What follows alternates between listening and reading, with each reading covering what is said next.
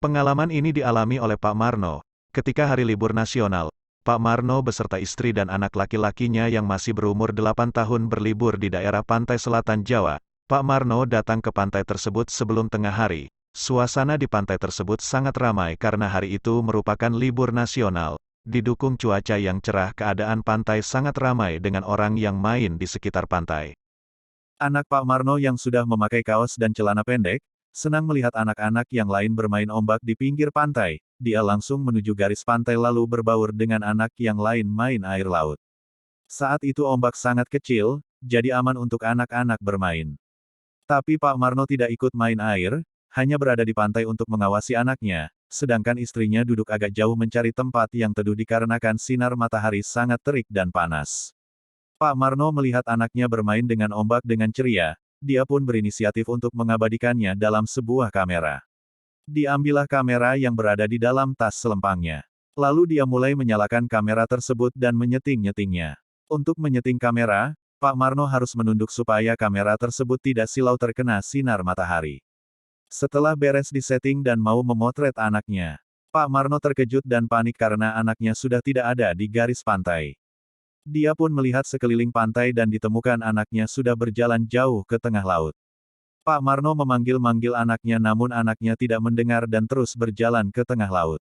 Karena Pak Marno terus berteriak, orang sekitarnya pun ikut berteriak memanggil anaknya. Langsung saja heboh, hampir semua orang berteriak memanggil anak Pak Marno. Pak Marno dan beberapa orang laki-laki lainnya langsung nyemplung untuk menyelamatkan anak Pak Marno. Untunglah ada seorang warga lokal yang pandai dan cepat berenangnya menyelamatkan anak tersebut. Dengan cepat dia menarik tangannya lalu membawa berenang ke pinggir pantai lalu diserahkan kepada Pak Marno.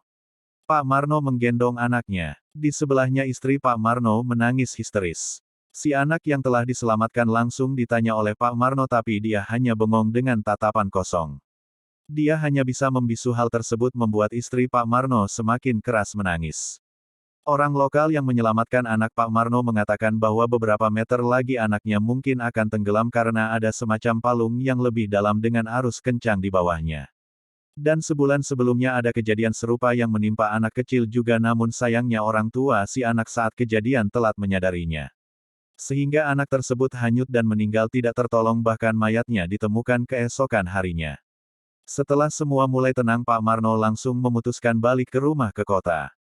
Selama perjalanan anaknya terus membisu dan bengong dengan tatapan kosong. Di tengah perjalanan Pak Marno mampir ke masjid pinggir jalan untuk menunaikan sholat. Tak lupa Pak Marno mengajak anaknya untuk salat bersama. Setelah sholat mereka duduk istirahat di teras masjid lalu Pak Marno bertanya kembali pada anaknya. Dari situlah anaknya mulai mau bercerita bahwa tadi siang itu dia diajak beberapa anak laki-laki yang mengajaknya main sampai ke tengah laut. Anehnya dia nurut aja. Padahal sepengetahuan Pak Marno anaknya hanya berjalan sendiri ke tengah laut tidak ada anak-anak yang menemaninya. Sejak saat itu Pak Marno gak mau mengajak main keluarganya ke pantai.